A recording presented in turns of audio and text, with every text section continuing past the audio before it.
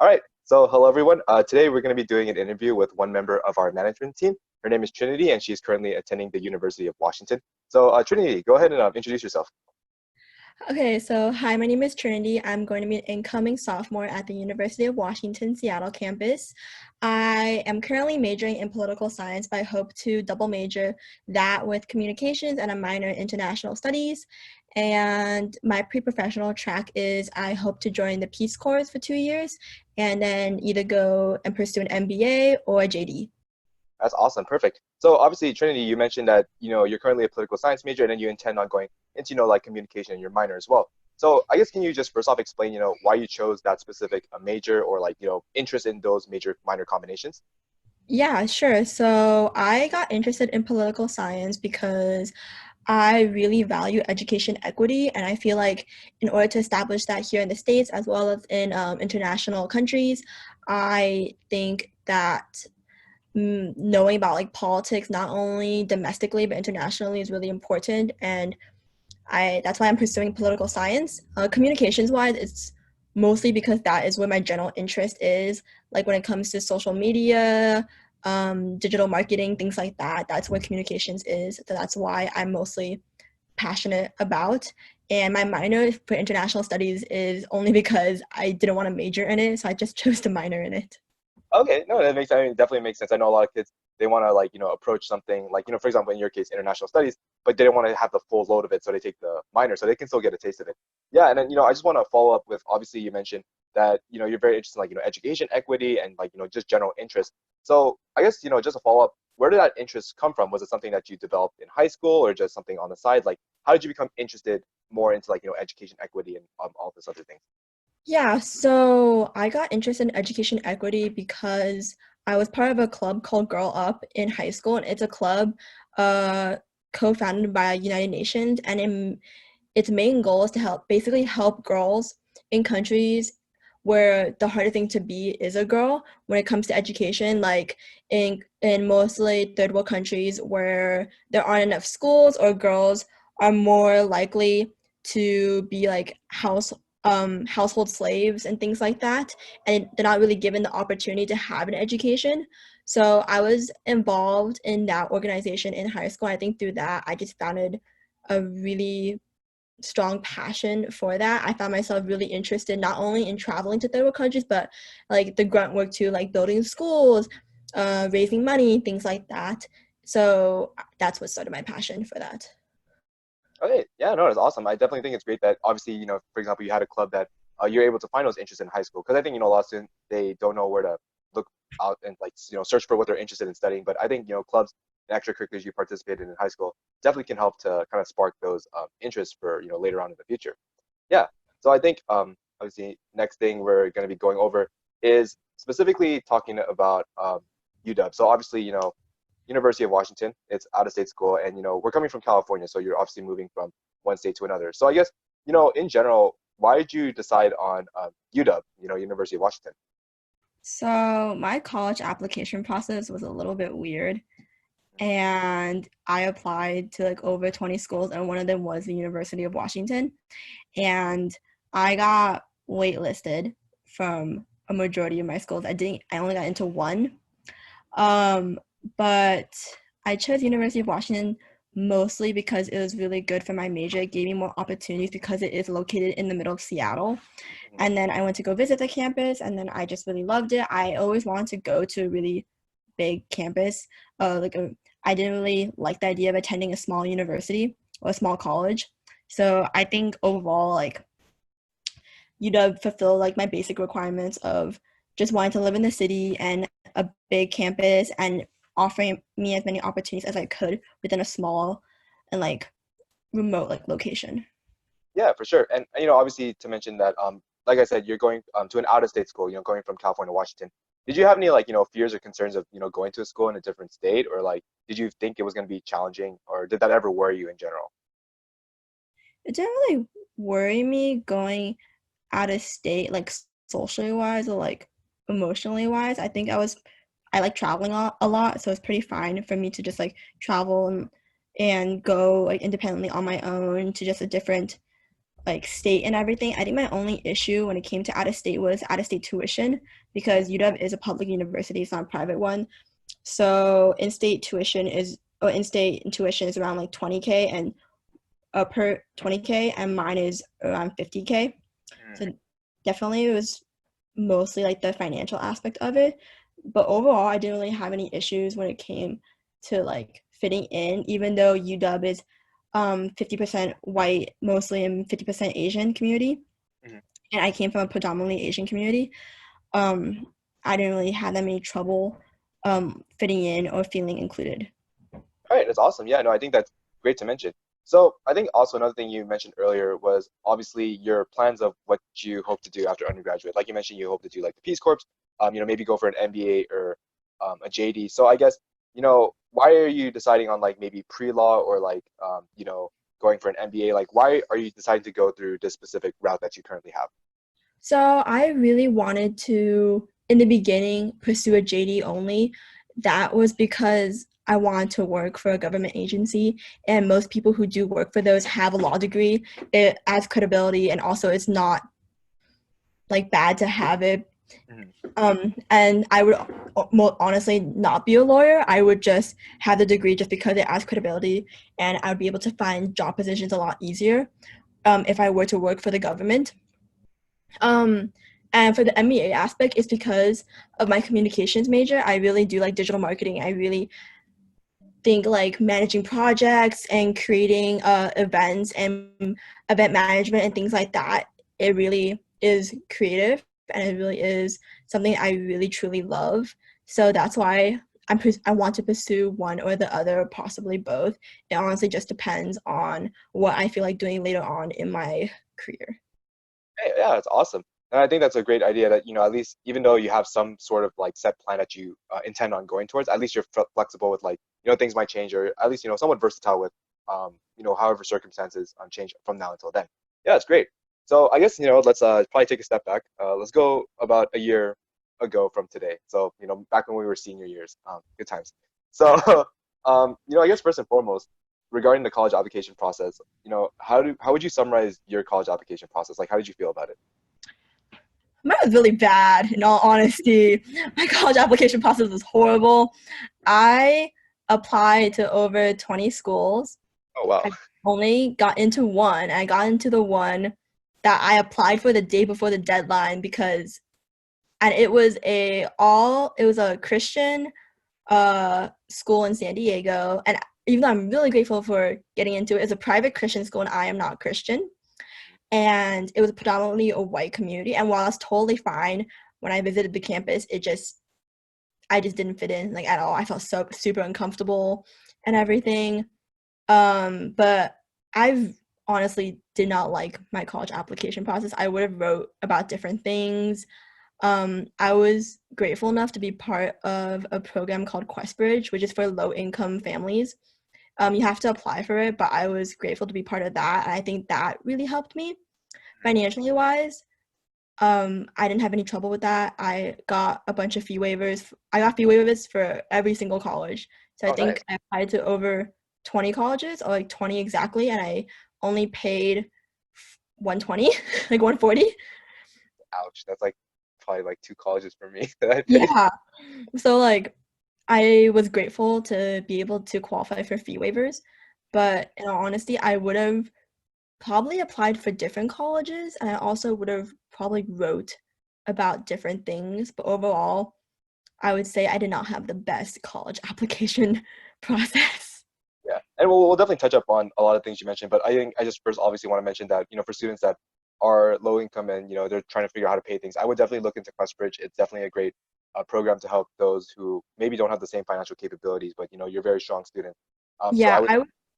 yeah, for sure. I think applying for their college prep scholar program as a junior is really helpful because that program allows you to apply for the summer programs the colleges offer and be able to get free attendance for those, free room and board, things like that. And that program also allows you to go visit colleges for free. They'll pay for everything, including your flight. Oh wow.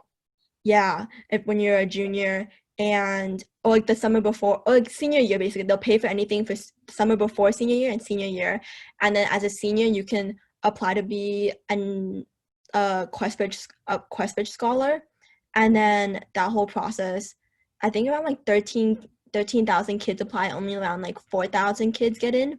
Mhm. And then you get a full ride for any of like their partner colleges. So it's a really good program, I think, for low income students, especially if you don't even get into one of the partner schools. It's really good to mention it to other colleges as well that you were a Questbridge scholar. Yeah, no, I definitely agree with you on that. I talked to a lot of kids, at USC that are Questbridge scholars, and I think it really worked out for them. It was actually a really beneficial program. So I do highly also recommend, even though I wasn't a part of it, I've seen, people definitely benefit from it. So definitely take a look into it. Yeah, so I guess, let's go a little bit more into, what you mentioned of college application process. You obviously mentioned that you would have applied to different schools, wrote about different things, but let's take a step back before that. The kind of the research process of everything. So obviously you're like the eldest child in your family. And there's a lot of ways that students get information. We can get it from our school, we can get it from like family, we can get it from upperclassmen, the internet.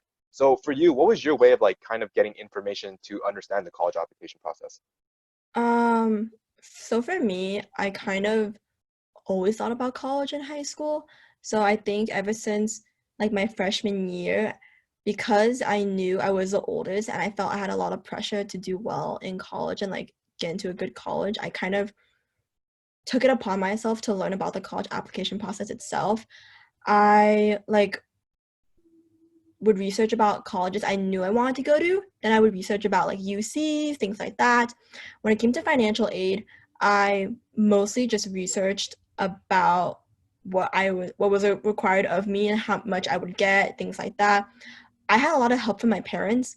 Um, I had a lot of help from mostly like my dad. He understands the more like financial like aspects of it. So that is where I mostly like learned it from. But overall, when it comes to like research for college and things like that, I mostly just consulted the internet. I didn't really use my college counselors at my high school, and I didn't pay for a college counselor, so I mostly just did like my own research. Yeah, no, I think that's great. And I mean, it's also say like even though some students they do have those resources, a lot of communities in school districts may not be as fortunate as some places. So it does require a lot of independent work, reaching out to people who have already been through the process or just even consulting the internet. I think, obviously the internet is probably one of the greatest resources you're going to have towards understanding the entire process. So going back to another thing you mentioned that the two things you would have changed up is the colleges you would have applied to or what you would have written in your essays. So I guess if you can elaborate on each thing, what do you mean, like, as in your opinion, what do you mean by wanting to change up the college you apply to? And at the same time, for essays, like, what would you have written differently than what you currently write, if you're okay with sharing, whatever it is you had? Yeah, so I wrote, I think mostly about education equity as well as I wrote about like my love for writing. And while like those are two like amazing topics, I think like even when you write about like writing, journalism, things like that, or about what you're passionate about, I do now see how I could have wrote about like more about my culture, about my family.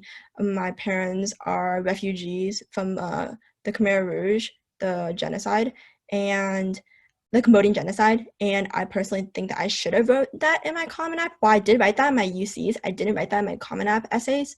Okay. So I think that was a huge disadvantage for me. So I would have honestly wrote about that more. Hmm. And I think during that time, I felt weird writing about it, but now in college, I write about it all the time in my race, ethnicity, and politics class. So I think honestly, write about something that is very unique to you and your family when it comes to your college essays. And when it comes to like the college that I applied to, I didn't apply to a lot of safeties. Hmm. The ones that I thought were safeties for me, I guess like weren't, because either my stats were too high or my stats barely like almost met the requirement, but like the minimum, but didn't exactly meet them. Hmm. So I only applied to I think 4 UCs, and honestly, I would have applied to like all of them.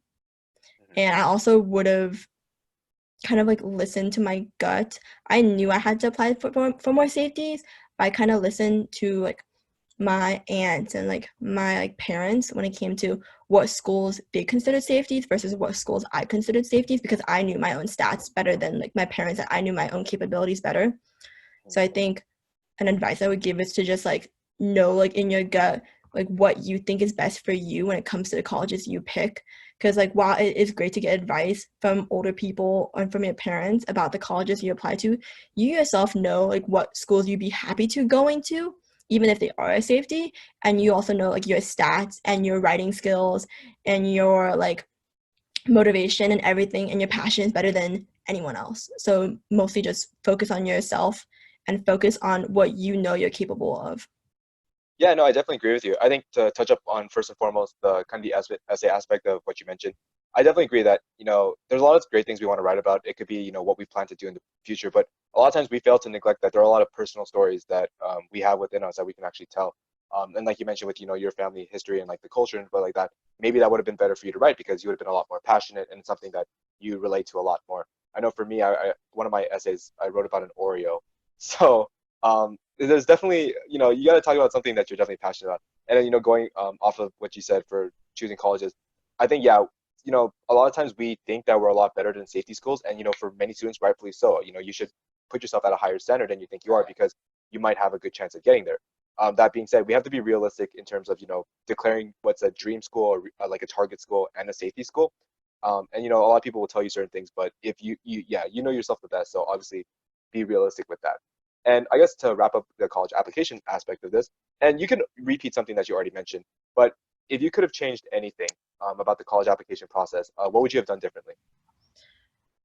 Like I mentioned it before, I would have probably changed like my college essays, but also I would have honestly applied for more scholarships. I didn't apply to any scholarships, and that kind of hurts me right now because I go to an out-of-state school. So I would definitely start looking at scholarships, not only the ones your school offers, but also like any online, honestly. There are so many different scholarships and grants that student universities bring or like offer. Like I just learned today, there's one for orphan Jewish kids who are pursuing astronomy at Berkeley. That Like is so it's specific. it's so specific. So honestly, if your dream is to attend like any UC also, like make sure you look into it. Like I know there's like a blue and gold award or something like that. If you make Yeah, below 80K, you get free tuition. Like make sure like you look at certain colleges that offer that too, like a program similar to that, because like while you may think that you like, oh, you don't know if you can get in, it's honestly not bad to just try and see, because if you do get in, you are looking at free tuition and that can reduce your financial burden by like an extreme amount. no, yeah, I definitely agree with you. Financial aid is huge. I would argue that it's just as important as the application itself because, like the college apps itself, because, you can get into a college and it's a great college and yeah, it's awesome. But if you can't afford it, then what's the point of, getting accepted because you're going to be stuck in like student debt for like years to come. So doing the financial aid is important, fill out FAFSA, do the CSS, for those in California, the Cal Grant as well too. There's a lot of scholarships look into it. Even individual schools will provide scholarships and specific grant awards for students that, like you mentioned, it can be as specific as like orphan Jewish children studying astronomy. That was very specific. I don't think that was gonna happen, but there are a lot of those like programs that are available. Not as specific as that, but definitely some that you can apply to. So yeah, I would highly recommend doing so as well. And even if you think that your family has a very high, like financial status, it doesn't hurt to apply because regardless of what our current financial capabilities are, the price of college is going to put a dent into anyone no matter what. So Yeah, sure. yeah, definitely look into it. Whether you consider yourself as someone who's maybe like rich or someone who's poor, it doesn't matter. Still apply for it. It doesn't hurt to try. Yeah, no, I think that was great.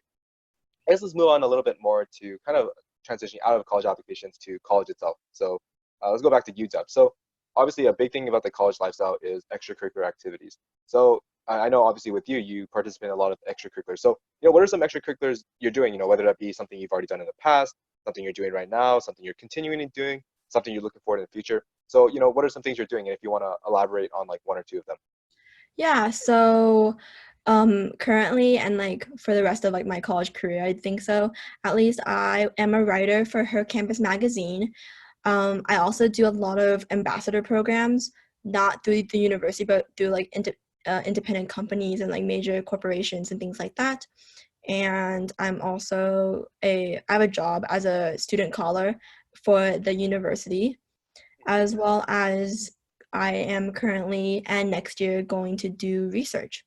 Oh, that's awesome. And actually, just curious, what because a lot of students that when they think of research, they think of like STEM and science. So obviously you're like political science and communication. So what's your research specifically going to be focusing on? I actually think it's pretty interesting to hear what like humanities students do for research compared to like, STEM students. No, yeah, for sure. So the UW, oddly enough, offers so much research for all the majors, and that can be like archaeology, astronomy, things like that. For political science wise, it usually meshes with business. So the research that I'm going to do is that I'm going to be analyzing like CEOs and their political activism and see if it correlates with political ideologies within their company and also within their customers. So for me, I would be analyzing articles, speeches, conferences, things like that. Anything where a CEO publicly voices their opinion on policies or anything involving politics, then I would analyze if it affects their the clientele, as well as like how well the company is doing and also their workers. Yeah, no, that's awesome. I'm glad you obviously explained that. I mean, because like I mentioned, a lot of people when they think of like, oh, you got to do research, they think like, oh, no, that's for like STEM students, engineering, bio, whatnot. But then you rarely hear about, political science, even business students doing research. And I'm actually get so fascinated by that because I also wonder what they research. So I really appreciate you for, obviously sharing your experiences in that. I think another thing I just want to talk about in college is going to college, it's a big jump. Once we get into college, you start realizing that there are a lot more challenges that you didn't realize you had back, in high school in your own hometown. So for you, what do you think was your biggest struggle or challenge coming into college, and how did you overcome it, if you believe that you have overcome it? I think for me, it mostly was fitting in because like I view myself as a very like social person, and I'm very talkative as well. So I don't think that I have a hard time finding friends, but I do get very insecure about finding friends, especially because like I mentioned before, I come from a predominantly Asian community, and UW honestly has a majority white population Hmm. and white demographic of students. And in the beginning, I think I just had a very hard time with like the culture shock of it all. And that just like really hit home for me because I started missing my friends at home a lot.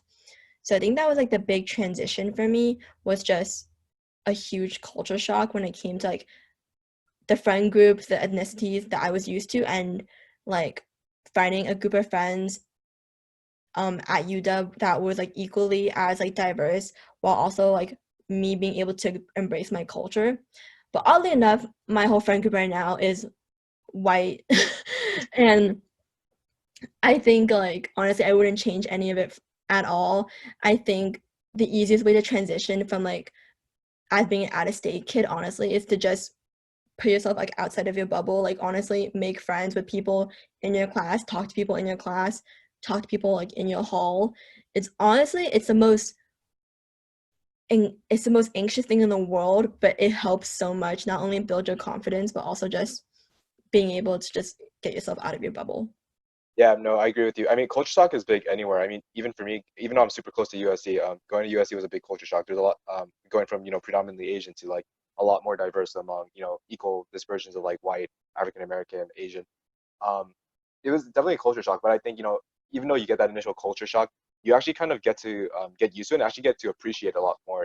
I get to hear from a lot of different students, see how, they've been raised. And I think I actually find it pretty fascinating to see how everyone's been, they grow up a specific way and we all ended up, in the same place.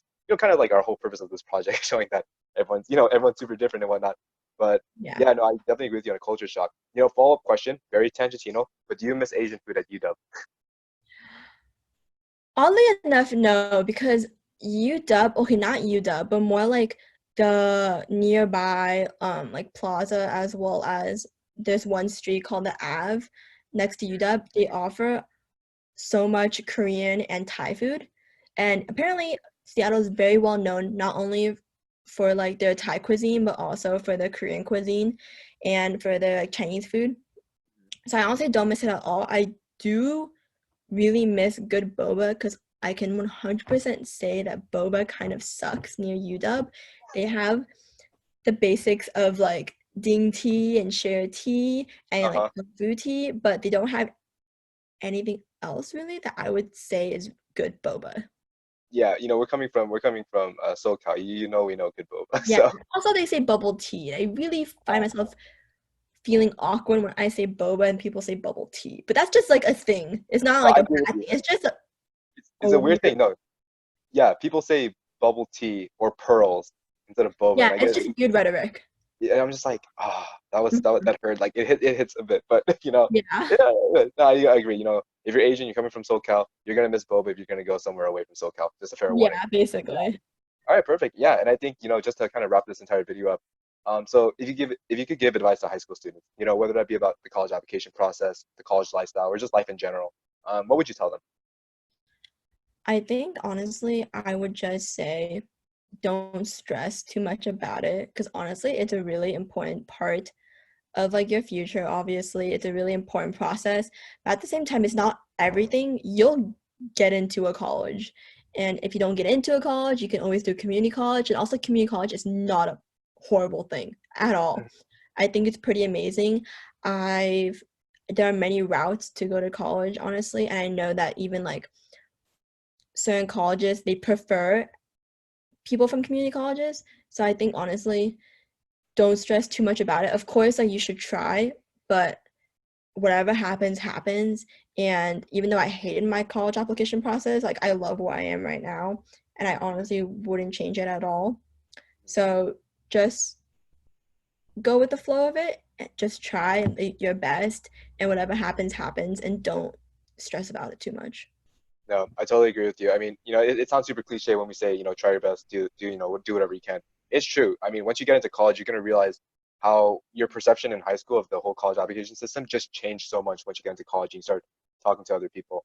And obviously, I think, obviously, I want to break down kind of like the notion of community college being that people they just obviously associated that community college is for students who couldn't get into a four-year university. That's not necessarily true. I know a lot of great students who did get into college, but it's expensive. College is a business, so it's going to cost a lot. And realistically, going to community college for 1 or 2 years and then transferring to a school, you would save so much money and be free of student debt. I know kids who go into community college transfer all the way to like Harvard University, and they're killing it out there right now. So just because you go to community college doesn't mean you're dumb. Doesn't mean you're necessarily like the poor kids. It just means that you're finding a different alternative route. I feel like we've kind of made the conventional route being going straight from high school to a four-year route, and because we've pressed that so much, it's kind of been the quintessential like college application Yeah, for cycle. sure. Yeah, but no, there are so many other ways to do it. Some kids even take gap years. Some people, like I said, people go through community college. Maybe you go into a four-year university and you hate it. You might end up transferring somewhere else. So Yeah. it's different for everyone. Just because everyone is doing the same route doesn't mean that you have to subject to that same route too. You can still be super successful as long as you're willing to put in the work and effort. And like Trinity said, try your best in it. But Mhm. yeah, obviously. So yeah, I mean, obviously, thanks so much, Trin, for working on this. Obviously, um, with her being our director of social media, she's been doing an excellent job. Obviously, check out all the hard work she's doing on her Instagram page and stuff like that. But obviously, for the rest of you guys, we hope that you got a lot of information from this. You'll definitely be seeing Trinity a lot more in other videos. But yeah, I mean, other than that, thank you so much. Thank you.